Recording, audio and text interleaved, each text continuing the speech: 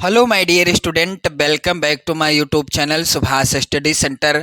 मेरे प्यारे बच्चों, यदि आप 2025 बोर्ड एग्जाम में सामाजिक विज्ञान में अच्छा स्कोर करना चाहते हैं, 70 में 70 अंक लाना चाहते हैं, तो मैं लेकर के आ चुका हूं आप सभी के लिए सामाजिक विज्ञान के 12 सबसे महत्वपूर्ण लघु उत्तरीय प्रश्न। और ये प्रश्न मेरे प्यारे बच्चों आपकी पूरी किताब से हैं। यूपी बोर्ड 2025 बोर्ड एग्जाम की तैयारी करने वाले जितने भी मेरे प्यारे बच्चे कक्षा 10 में हैं, आप ये प्रश्न रट लेना और मैं वादा करता हूं कि एक एक प्रश्न का मैं आपको उत्तर बताऊंगा और सीधा उत्तर आपके दिमाग में बैठ जाएगा। जी हाँ मेरे प्यारे बच्चों, आपके दिमाग में सभी प्रश्नों का उत्तर बैठा दूंगा आज के इस वीडियो में। तो जितने भी मेरे प्यारे बच्चे कक्षा 10 में हैं, आप लोग इस वीडियो को कंप्लीट देखिएगा। एक एक प्रश्न महत्वपूर्ण है आपकी बोर्ड परीक्षा 2025 के लिए। इसके पहले भी मैंने कई सामाजिक विज्ञान के महत्वपूर्ण प्रश्न कराए हैं, वीडियो चैनल पर मौजूद है, आप देख सकते हैं। ये हैं वो प्रश्न जो कि मैंने आपको प्रोवाइड करा दिए हैं, इनको भी आप लोग तैयार कर लीजिएगा। साथ ही मेरे प्यारे बच्चों कुछ प्रश्न और हैं, यहाँ पर आप देख सकते हैं, ये प्रश्न भी आपको तैयार कर लेने हैं। आपको चैनल पर वीडियो मिल जाएंगे, आप जो है चैनल पर जाकर कंप्लीट वीडियो देखिए और एक एक प्रश्न को अच्छे से समझिए। मेरे प्यारे बच्चों, आप प्रश्नों को अच्छे से समझिएगा, आपको रटने की आवश्यकता नहीं पड़ेगी। तो चलिए मेरे प्यारे बच्चों, यहाँ पर पहला प्रश्न और सबसे इम्पोर्टेंट प्रश्न है, क्योंकि मैं आपका अधिक वक्त नहीं लूंगा। बस एक रिक्वेस्ट जरूर है कि आप लोग शेयर कर देना अपने सभी इष्ट मित्रों में सामाजिक विज्ञान का पहला प्रश्न, जिसे आपको बिल्कुल अच्छे से तैयार कर लेना है। चलिए पहला प्रश्न क्या है, नेपोलियन कौन था, उसके सुधार क्या थे? तो मेरे प्यारे बच्चों इसका उत्तर क्या हो जाएगा, नेपोलियन बोनापार्ट विश्व के महानतम व्यक्तियों में से एक था। उसके असाधारण कार्यों और आश्चर्यजनक विजयों ने 1789 नहीं है, यहाँ पर 1799 है, आप लोग कंफ्यूज मत होइएगा। 1799 ईस्वी से 1815 ईस्वी तक एक संपूर्ण यूरोप को प्रभावित किया, यानी संपूर्ण यूरोप को प्रभावित किया किसने, नेपोलियन बोनापार्ट ने। कब से, 1799 से 1815 ईस्वी तक उसने क्या किया, संपूर्ण यूरोप को प्रभावित किया। उसके प्रमुख सुधार निम्नलिखित हैं। सबसे पहला सुधार, उसने शासन संबंधी सुधार किया। तो शासन संबंधी सुधार के अंतर्गत उसने क्या किया, नेपोलियन की शासन व्यवस्था प्रतिभा, व्यापकता और कार्य क्षमता के सिद्धांतों पर आधारित थी। देश की अराजकता को समाप्त करने के लिए उसने शासन का केंद्रीकरण कर दिया। शासन का क्या किया, केंद्रीकरण कर दिया। उसका दूसरा सुधार था मेरे प्यारे बच्चों, आर्थिक सुधार। इसके अंतर्गत नेपोलियन बोनापार्ट ने क्या किया, नेपोलियन ने पेरिस में बैंक ऑफ फ्रांस की स्थापना कराई। पेरिस में उसने बैंक ऑफ फ्रांस की स्थापना कराई। मादक द्रव्यों और नमक आदि पर कर लगाया। जो मादक पदार्थ थे उन पर टैक्स लगा दिया और नमक पर भी टैक्स लगा दिया। मजदूरों का वेतन निश्चित कर दिया। चोर बाजारी, सट्टेबाजी, मुनाफाखोरी को समाप्त कर दिया। चलिए यहाँ पर आप देखेंगे धार्मिक सुधार क्या थे जो नेपोलियन बोनापार्ट ने किए। तो यहाँ पर तीसरा सुधार है धार्मिक सुधार। इसके अंतर्गत नेपोलियन ने अपने देशवासियों को धार्मिक स्वतंत्रता प्रदान करने का प्रयत्न किया। राज्य की ओर से सभी को अपने धर्म का आचरण करने की स्वतंत्रता प्रदान की गई थी। मेरे प्यारे बच्चों, कोई भी धर्म का व्यक्ति हो, वह अपने धर्म का जो है, अपने धर्म के बारे में या अपने धर्म का आचरण करने के लिए आज़ाद था। उसको स्वतंत्रता प्रदान की गई थी, किसकी, अपने धर्म का आचरण करने की। नेपोलियन बोनापार्ट का अगला सुधार क्या था, न्याय संबंधी सुधार। चौथा सुधार उसने किया, न्याय संबंधी सुधार। इसके अंतर्गत नेपोलियन ने फ्रांस के लिए विधि संहिताओं का निर्माण करवाया। इसे नेपोलियन कोड के नाम से भी जाना गया। नेपोलियन का यह कार्य फ्रांस को एक अस्थायी देन थे। नेपोलियन का अगला सुधार था मेरे प्यारे बच्चों शिक्षा संबंधी सुधार। पांचवा सुधार उसने शिक्षा के क्षेत्र में किया।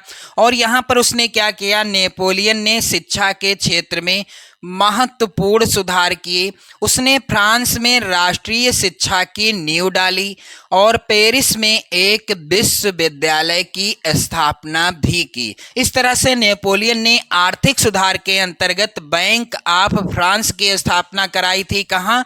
पेरिस में। और पेरिस में ही उसने एक विश्वविद्यालय की स्थापना की शिक्षा संबंधी सुधार के अंतर्गत। सार्वजनिक सुधार उसने कौन कौन से किए, तो यहाँ पर मेरे प्यारे बच्चों आप लोग ध्यान दें। नेपोलियन ने सार्वजनिक हित के लिए अनेक महत्वपूर्ण सुधार किए। उसने बेरोजगारी को दूर किया, आवागमन को सुगम बनाने के लिए 229 तक की सड़कों का निर्माण कराया। नेपोलियन बोनापार्ट ने 229 सड़क बनवाई। मेरे प्यारे बच्चों दूसरा जो प्रश्न है मोस्ट इंपॉर्टेंट है, आप लोग इस प्रश्न को बिल्कुल तैयार कर लेना। प्रश्न है सत्याग्रह का अर्थ स्पष्ट कीजिए तथा गांधी जी के सत्याग्रह के विचारों का भी उल्लेख कीजिए। तो चलिए इसका उत्तर क्या होगा। सत्याग्रह के विचार का मूल आधार क्या है? सत्य की शक्ति पर आग्रह तथा सत्य की खोज करना है। गांधी जी इसके प्रबल समर्थक थे तथा उन्होंने इसकी व्याख्या इस प्रकार की। सत्याग्रह के प्रबल समर्थक कौन थे? महात्मा गांधी जी थे। और इन्होंने इसकी व्याख्या इस प्रकार से की। पहला, अगर आपका उद्देश्य सच्चा है, महात्मा गांधी जी कहते हैं कि अगर आपका उद्देश्य सच्चा है, यदि आपका संघर्ष अन्याय के खिलाफ है, तो उत्पीड़क से मुकाबला करने के लिए आपको किसी शारीरिक बल की आवश्यकता नहीं है। यदि आपका उद्देश्य सच्चा है, आपका संघर्ष अन्याय के खिलाफ है, तो शत्रु से मुकाबला करने के लिए आपको किसी भी शारीरिक बल की आवश्यकता नहीं है। दूसरा, प्रतिरोध की भावना या आक्रामकता का सहारा लिए बिना सत्याग्रही केवल अहिंसा के सहारे भी अपने संघर्ष में सफल हो सकता है। और तीसरी व्याख्या की उन्होंने, इसके लिए दमनकारी शत्रु की चेतना को झिंझोड़ना चाहिए। यहाँ पर झिंझोड़ना होगा। उत्पीड़क शत्रु को ही नहीं बल्कि सभी लोगों को हिंसा के जरिए सत्य को स्वीकार करने पर विवश करने की बजाय सच्चाई को देखने और उसे सहज भाव से स्वीकार करने के लिए प्रेरित किया जाना चाहिए। गांधी जी ने अगला जो है यहाँ पर अपना विचार प्रकट किया सत्याग्रह के विषय संबंध में। इस संघर्ष में अंततः सत्य के ही जीत होती है। किसकी? सत्य की ही जीत होती है। यहाँ पर की होगा मेरे प्यारे बच्चों। गांधी जी का अटूट विश्वास था कि अहिंसा का धर्म सभी भारतीयों को एकता के सूत्र में बांध सकता है। मेरे प्यारे बच्चों अगला प्रश्न है यहाँ पर जिसे आप लोग बिल्कुल तैयार कर लेंगे, क्योंकि 2025 बोर्ड एग्जाम में ये प्रश्न बिल्कुल तय है आना। चलिए प्रश्न क्या है यहाँ पर, जर्मनी के एकीकरण की प्रक्रिया के बारे में एक संक्षिप्त लेख लिखिए। तो जर्मनी के एकीकरण की प्रक्रिया के बारे में आपको एक संक्षिप्त लेख लिखना है। तो यहाँ पर इसका उत्तर आप लोग ध्यान दें कि जर्मनी का एकीकरण कैसे हुआ, किस तरह से हुआ और किसने अहम भूमिका निभाई। सारी चीजें इसी प्रश्न से क्लियर हो जाएंगी। और यदि प्रश्न आता है जर्मनी का एकीकरण किसने किया, तो भी आप यहीं इसी प्रश्न के उत्तर से बिल्कुल उस प्रश्न का उत्तर जो है कंफर्म कर लेंगे। चलिए प्रश्न का उत्तर क्या होगा। राष्ट्रवादी भावनाएं मध्यम वर्गीय जर्मन लोगों में काफी व्याप्त थी। उन्होंने 1848 में जर्मन महासंघ के विभिन्न इलाकों को जोड़कर एक निर्वाचित संसद द्वारा शासित राष्ट्र राज्य बनाने का प्रयास किया था, मगर इस पहल को राजशाही और फौज की ताकत ने मिलकर क्या कर दिया, दबा दिया। उनका प्रशा के बड़े भूस्वामियों ने भी समर्थन किया। किसका? जो ये सब राष्ट्रवादी भावनाएं जिनके अंदर व्याप्त थी, जो एक जर्मन महासंघ को जोड़कर एक निर्वाचित संसद द्वारा शासित राष्ट्र राज्य बनाना चाहते थे, उनका जो है समर्थन बड़े बड़े प्रशा के भूस्वामियों ने भी किया। इसके बाद प्रशा ने राष्ट्रीय एकीकरण के आंदोलन का नेतृत्व संभाल लिया। उसका मुख्यमंत्री ऑटो वॉन बिस्मार्क इस प्रक्रिया का जनक था। तो जर्मनी के एकीकरण में अपनी अहम या मुख्य भूमिका किसने निभाई? ऑटो वॉन बिस्मार्क ने। बहुविकल्पी प्रश्न आता है कि जर्मनी का एकीकरण का श्रेय किसे दिया जाता है? उत्तर हो जाएगा ऑटो वॉन बिस्मार्क को। चलिए बच्चों मेरे प्यारे, यहाँ पर आप लोग ध्यान दें, जिसने प्रशा की सेना और नौकरशाही की मदद ली। 7 वर्ष के दौरान ऑस्ट्रिया, डेनमार्क और फ्रांस से 3 युद्धों में प्रशा की जीत हुई। 3 युद्ध हुए और उसमें से जीत किसकी हुई? प्रशा की जीत हुई और एकीकरण की प्रक्रिया पूरी हुई। जनवरी 1871 में वर्साय में हुए एक समारोह में प्रशा के राजा विलियम प्रथम को जर्मनी का सम्राट घोषित किया गया और इस तरह से 1871 में जर्मनी का एकीकरण हुआ। तो मेरे प्यारे बच्चों, कंफर्म हो गया इस प्रश्न का उत्तर। चलिए अगला प्रश्न है यहाँ पर। और मेरे प्यारे बच्चों, ये प्रश्न आपकी बोर्ड परीक्षा 2025 में 100% पूछा ही जाएगा, क्योंकि लगातार ये प्रश्न आता रहा है बोर्ड परीक्षाओं में। प्रश्न है, भारतीय अर्थव्यवस्था पर आर्थिक महामंदी के पड़ने वाले 4 प्रभावों का उल्लेख कीजिए। तो यहाँ पर आप लोग ध्यान दीजिएगा, भारतीय अर्थव्यवस्था पर आर्थिक महामंदी का क्या प्रभाव पड़ा? चलिए इसका उत्तर क्या हो जाएगा?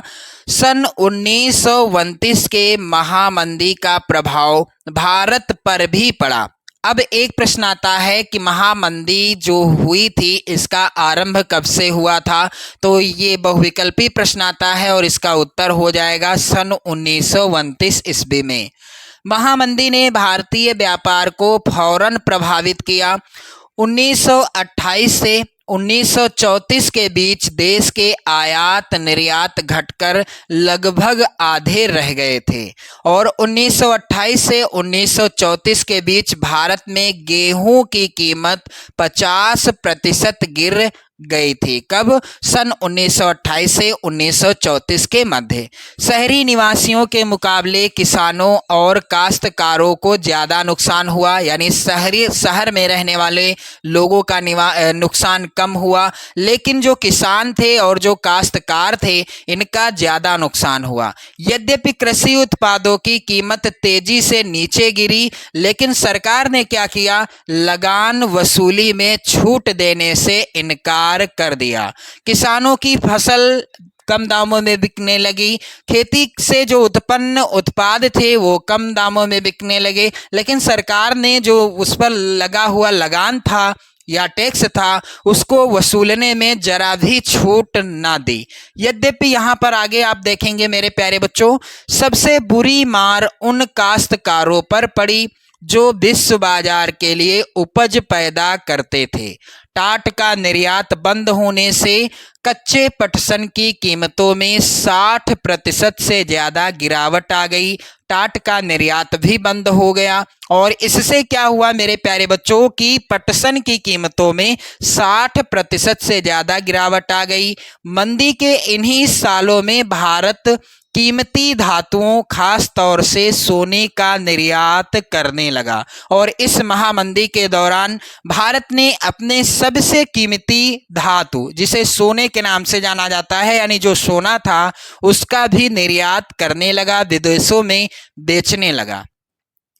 1931 में मंदी अपने चरम पर थी और ग्रामीण भारत असंतोष उथल पुथल के दौर से गुजर रहा था।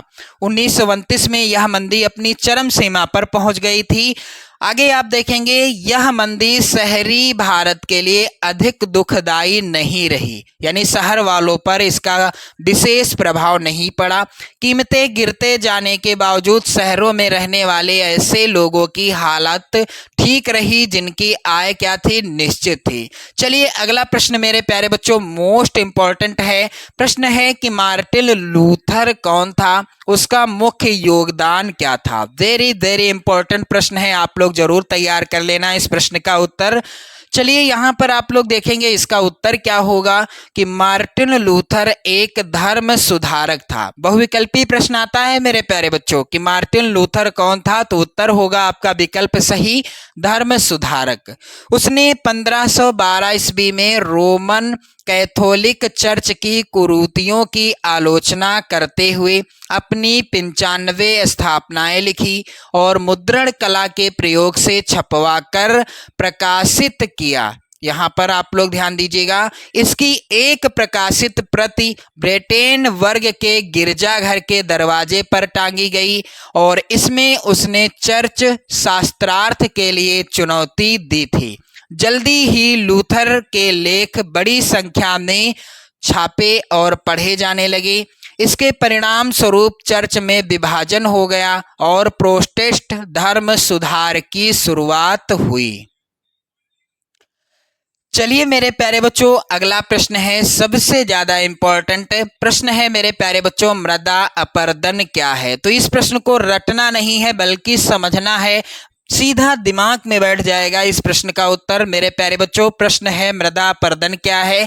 तो भूमि की ऊपरी परत के हट जाने की प्रक्रिया को क्या कहते हैं, मृदा अपरदन कहते हैं। और मृदा अपरदन का सबसे पहला कारण तेज बहने वाला जल तथा तेज बहने वाली पवनें हैं। यानी जो भूमि है हमारी पृथ्वी, उसकी जो ऊपरी परत हट जाती है मृदा अपरदन कहलाती है। यानी मिट्टी एक स्थान से कट कर दूसरे स्थान पर जल के माध्यम से या तेज वायु के माध्यम से चली जाती है, उसे ही क्या कहते हैं, मृदा अपरदन कहते हैं।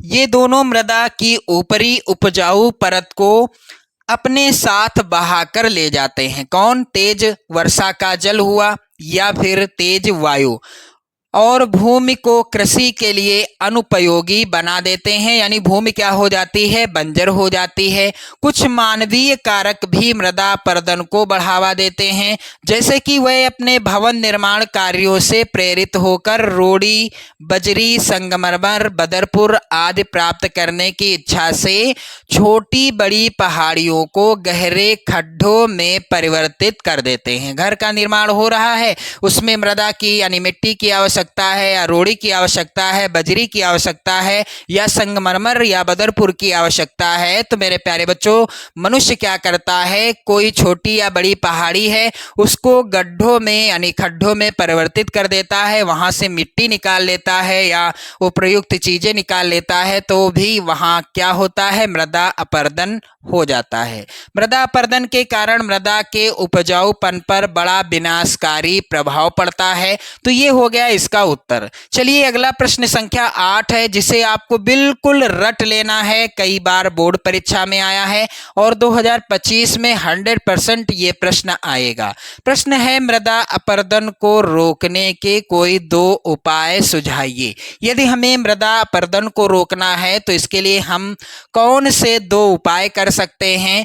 मेरे प्यारे बच्चों, यहाँ पर आप लोग ध्यान दें, मृदा अपरदन को रोकने के 2 उपाय निम्नलिखित हैं। पहला उपाय है वृक्षारोपण के द्वारा। यदि हम अधिक से अधिक वृक्ष लगाएंगे तो मृदा अपरदन को रोका जा सकता है। चलिए इसके बारे में आप लोग ध्यान दें।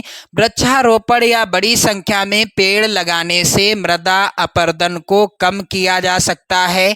साथ ही ऐसा करना वायु अपरदन को कम करने में भी सहायक होता है, क्योंकि वायु वहीं पर शीतल बहती है, वहीं का वातावरण साफ और स्वच्छ होता है जहां पर वृक्ष अधिक होते हैं। वहीं बारिश भी समय से होती है, मौसम भी अच्छा रहता है। चलिए दूसरा है मृदा अपरदन को रोकने का उपाय, नदियों पर बांध बनाना। यदि हम नदियों पर बांध बना देते हैं तो कहीं न कहीं हम मृदा को अपरदित होने से बचा लेते हैं। नदियों पर बांध बनाकर जल के वेग को कम करके मृदा अपरदन को रोका जा सकता है। तो ये 2 उपाय हैं जिनके द्वारा मृदा अपरदन को रोका जा सकता है।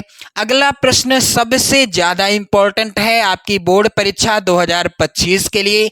मेरे प्यारे बच्चों, एक बार शेयर कर देना इस वीडियो को और इन सभी प्रश्नों को आप लिख लेना, बिल्कुल 100% आपकी बोर्ड परीक्षा में यही प्रश्न आएंगे। प्रश्न अगला है, जैव विविधता क्या है, यह मानव जीवन के लिए क्यों महत्वपूर्ण है। मेरे प्यारे बच्चों, जैव विविधता का अर्थ, तो सबसे पहले जैव विविधता को समझते हैं। तो इसका अर्थ क्या है?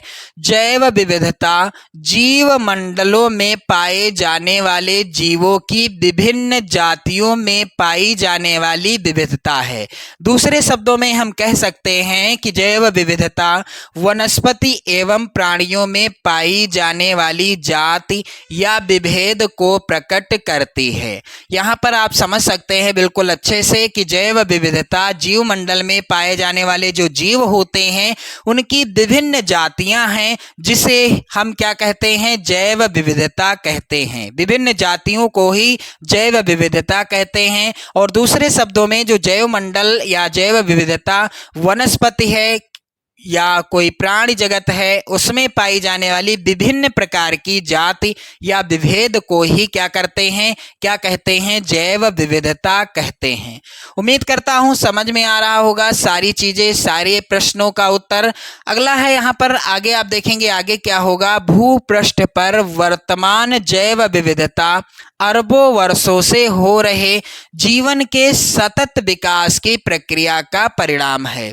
पर्यावरण ह्रास होगा यहाँ पर। पर्यावरण ह्रास के कारण जैव विविधता का क्षय हुआ है, यानी पर्यावरण का नुकसान हो रहा है, पर्यावरण जो है सुरक्षित नहीं रहा है, इसलिए जैव विविधता भी क्या हो गई है, धीरे धीरे इसका भी नुकसान हो रहा है। क्योंकि जीवों की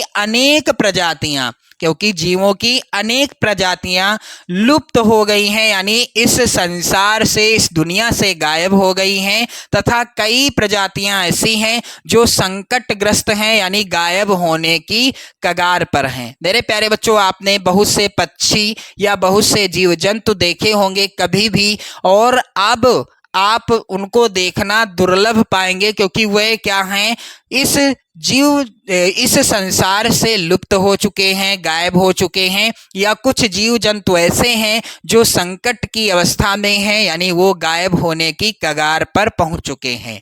तो यहाँ पर मेरे प्यारे बच्चों, पर्यावरण जो असुरक्षित है, इसलिए जैव विविधता यानी विभिन्न जीव जंतु और विभिन्न कोई भी वस्तु है, कोई भी मेरे प्यारे बच्चों, जैसे कि प्राणी जगत या मनुष्य की श्रेणी में आते हैं हम लोग, तो यहाँ पर आप सभी लोग देखेंगे कि जीव के अनेक प्रजातियां लुप्त हो गई हैं, पेड़ पौधे की अनेक प्रजातियां लुप्त हो गई हैं।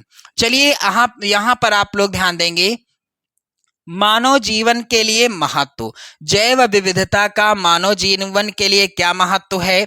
मानव अपनी उत्पत्ति काल से ही विभिन्न आवश्यकताओं की पूर्ति जीव जगत से ही करता चला आ रहा है। मेरे प्यारे बच्चों, जब से मानव की उत्पत्ति हुई तभी से यह अपनी विभिन्न आवश्यकताओं की पूर्ति जीव जगत से ही करता चला आ रहा है।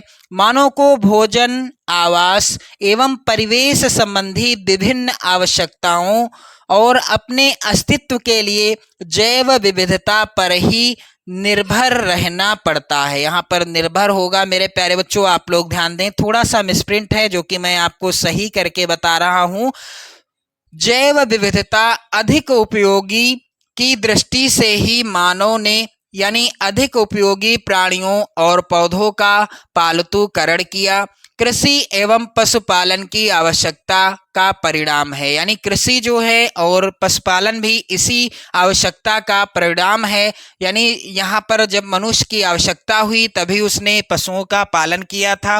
वो अलग बात है कि अब जो है आधुनिकीकरण है, कृषि के लिए अनेक यंत्र आ चुके हैं, अनेक उपकरण आ चुके हैं। चलिए मेरे प्यारे बच्चों, अगला प्रश्न आप लोग ध्यान दें। अगला प्रश्न है मेरे प्यारे बच्चों, खनिज संरक्षण की आवश्यकता पर एक संक्षिप्त टिप्पणी लिखिए। 2023 में ये प्रश्न आया हुआ था, 2024 में भी आया और 2025 में भी 100% ये प्रश्न आएगा, तो इसको आप लोग तैयार कर लो।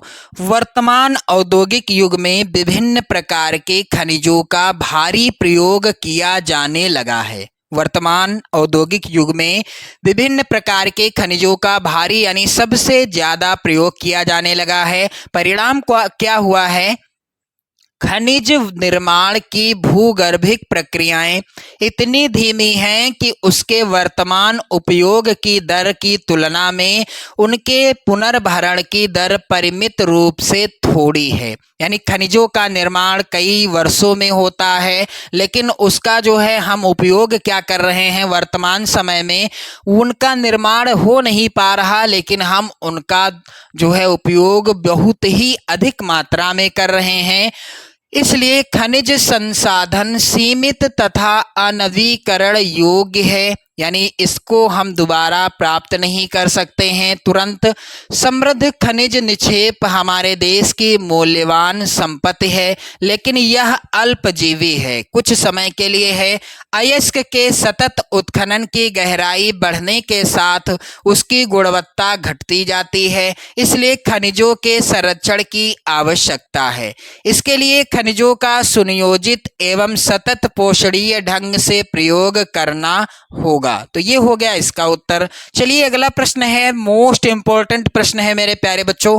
प्रश्न है कि गठबंधन सरकार से आप क्या समझते हैं। इसका जो है उत्तर क्या हो जाएगा, गठबंधन सरकार से आप क्या समझते हैं। इसका उत्तर आप लोग ध्यान दें। गठबंधन सरकार का गठन दो या दो से अधिक दल मिलकर करते हैं। गठबंधन सरकार के प्रमुख लक्षण या विशेषताएं निम्न प्रकार हैं। पहली विशेषता, गठबंधन सरकार में कम से कम दो दल, यहां पर दल होगा, आप लोग ध्यान दें, थोड़ा सा मिसप्रिंट है, मैं सही करके बता रहा हूं आप सभी को। दो दल भागीदार होते हैं। गठबंधन सरकार में कितने दल होते हैं, दो दल होते हैं। दूसरी विशेषता है कि भागीदार दल गठबंधन की राजनीति को कुछ प्राप्त करने के लिए अपनाते हैं। तीसरी विशेषता है कि गठबंधन एक अस्थायी प्रबंध होता है, अस्थायी नहीं होता, यह अस्थायी होता है। चौथी विशेषता है गठबंधन का प्रत्येक प्रमुख भागीदार दल अपनी राजनीतिक शक्ति में वृद्धि कर अकेले ही सत्ता प्राप्त करने की इच्छा रखता है। गठबंधन होगा, लेकिन उसमें क्या होगा कि जो भागीदार दल हैं वह अपनी राजनीतिक शक्ति में वृद्धि करना चाहते हैं और अकेले ही संपूर्ण सत्ता को प्राप्त करना चाहते हैं। पांचवी विशेषता है गठबंधन सरकार का गठन समझौते के आधार पर होता है। इसमें कठोर सिद्धांतवादी राजनीति के लिए कोई स्थान नहीं होता है, अर्थात गठबंधन सरकारें यथार्थवाद पर आधारित होती हैं। मेरे प्यारे बच्चों, आज के इस वीडियो का बिल्कुल अंतिम प्रश्न, और इसे आप लोग बिल्कुल अच्छे से तैयार कर लेना, क्योंकि इस प्रश्न से आपकी बोर्ड परीक्षा 2025 में बहुविकल्पी प्रश्न भी पूछे जाएंगे। चलिए क्या होंगे वह प्रश्न मैं आपको आगे बताऊंगा। पहले आप इस प्रश्न को जरूर तैयार कर लें, और मैं आपको बता देना चाहता हूं कि ये जितने भी प्रश्न मैं आपको बता रहा हूं, प्रत्येक प्रश्न पूछा जाएगा 4 नंबर का, प्रत्येक प्रश्न 4 नंबर का पूछा जाएगा, और ये आएगा आपके खंड बा के अंतर्गत। जो पेपर का दूसरा भाग होगा खंड बा, उसमें ये प्रश्न आएंगे। 4 नंबर का प्रत्येक प्रश्न आएगा, और पूरी किताब के सबसे महत्वपूर्ण 12 प्रश्नों को मैंने लिया था। चलिए 12 नंबर का प्रश्न यानी 12वां प्रश्न है यहाँ पर, भारत में केंद्र और राज्यों के बीच सत्ता के बंटवारे की किन्हीं 3 विशेषताओं का वर्णन कीजिए। तो चलिए मेरे प्यारे बच्चों, इसका उत्तर होगा, संविधान में स्पष्ट रूप से केंद्र और राज्य सरकारों के बीच विधायी अधिकारों का बंटवारा निम्न प्रकार किया गया। पहला, संघ सूची। अब संघ सूची के अंतर्गत क्या शामिल है, इसमें प्रतिरक्षा, विदेश, बैंकिंग, संचार, मुद्रा जैसी राष्ट्रीय महत्व के विषय हैं, और इन पर केंद्र सरकार कानून बनाती है। किस पर, प्रतिरक्षा पर, विदेश, बैंकिंग, संचार और मुद्रा। अब प्रश्न बहुविकल्पी आता है कि निम्नलिखित में से संघ सूची में शामिल है। तो यहाँ पर विकल्प में दिया होगा मुद्रा या संचार या बैंकिंग या विदेश या प्रतिरक्षा, तो आपका ऑप्शन यही सही होगा, आप लोग ध्यान देंगे। दूसरा है राज्य सूची। अब इसमें क्या होता है, राज्य सूची के अंतर्गत पुलिस, व्यापार, वाणिज्य, कृषि, सिंचाई जैसे प्रांतीय महत्व के विषय आते हैं और इन पर कानून बनाने का अधिकार किसका होता है? राज्य सरकार को होता है। तो इतने विषय हैं राज्य सूची के अंतर्गत और इतने विषय हैं संघ सूची के अंतर्गत। आप लोग बिल्कुल रट लीजिएगा इस चीज को। अगला है यहाँ पर समवर्ती सूची। अब इसमें क्या है? इसमें शिक्षा है, वन, मजदूर संघ, विवाह जैसे विषय शामिल हैं। तो समवर्ती सूची का विषय है शिक्षा। प्रश्न आता है शिक्षा किस सूची का विषय है? समवर्ती सूची का विषय है। अब यहाँ पर आप लोग ध्यान दीजिएगा कि इन पर कानून बनाने का अधिकार केंद्र तथा राज्य दोनों सरकारों को है। इन विषयों पर कानून दोनों सरकारें बना सकती हैं, लेकिन जब दोनों के कानून में टकराव हो तो केंद्र सरकार द्वारा बनाया कानून ही मान्य होता है। सबसे मुख्य है केंद्र, और केंद्र की ही बात यानी केंद्र सरकार के द्वारा बनाया गया कानून ही मान्य होगा। अगला है विषय यहाँ पर अवशिष्ट। अब इसके अंतर्गत क्या है मेरे प्यारे बच्चों? अवशिष्ट विषयों की सूची में वह विषय रखे गए हैं जो तीनों सूचियों में शामिल नहीं थे या जो नए विषय उभरे हैं। इन पर केंद्र सरकार कानून बनाती है। तो मेरे प्यारे बच्चों, मैंने आज के इस वीडियो में आप सभी को सामाजिक विज्ञान विषय के 12 सबसे महत्वपूर्ण लघुत्तरीय प्रश्नों का उत्तर बताया है। उम्मीद करता हूं एक एक प्रश्न का उत्तर आपको अच्छे से समझ में आ गया होगा। आप लोग वीडियो को शेयर कर दें और इन सभी प्रश्नों को नोट कर लें, रट लें बिल्कुल अच्छे से, क्योंकि 2025 में यही प्रश्न आने हैं। और इसी तरह से धुआंधार तैयारी करना चाहते हैं यदि आप, तो आप चैनल को सब्सक्राइब कर लीजिएगा। जय हिंद।